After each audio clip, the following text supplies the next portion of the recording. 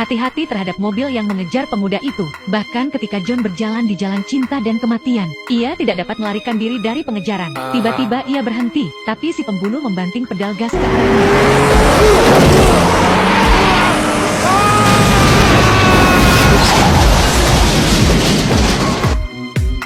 Saat ini John tidak bisa bergerak akibat benturan itu. Pada saat itu seorang pria berbaju hitam mendekatinya. Ia kemudian mengeluarkan kail pembunuh babi dari sakunya. Yohanes begitu ketakutan sehingga ia memohon belas kasihan dan mengakui kejahatannya. Sebelum pria berbaju hitam itu bisa melakukan apapun, ia tertegun. Anehnya, si pembunuh tidak mencabut nyawanya tadi malam. Ketika ia menerima berita itu, Omi datang menemuinya di rumah sakit. Setelah itu, mereka mulai mendiskusikan siapa sebenarnya pria berbaju hitam itu. Pria misterius berbaju hitam muncul kembali malam itu.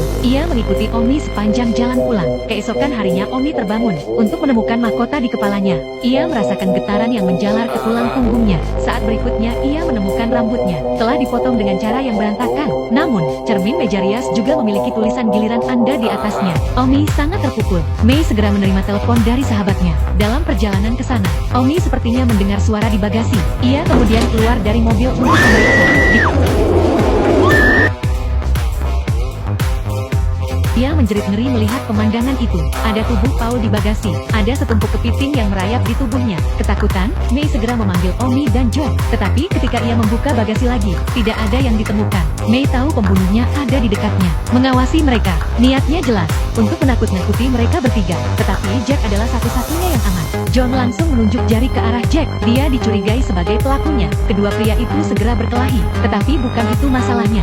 Jack mengatakan bahwa dia juga menerima surat ancaman pada pagi hari. Tampaknya ada orang lain yang bertanggung jawab. Tak lama kemudian, tiba saatnya untuk kontes kecantikan tahunan. Pemenang tahun lalu adalah Omi. Ia harus duduk di atas panggung dan menyerahkan mahkota. John ada di sana untuk menonton. Tetapi dengan meja VIP ia diserang. Tetapi ia diserang oleh seorang pria berbaju hitam. Omi adalah satu-satunya yang melihat pemandangan itu. Ia kemudian segera berteriak minta tolong. Dalam terang, tidak ada orang lain yang bisa melihat apa yang terjadi di atas sana. Mereka mengira bahwa Omi berada di atas rambutnya.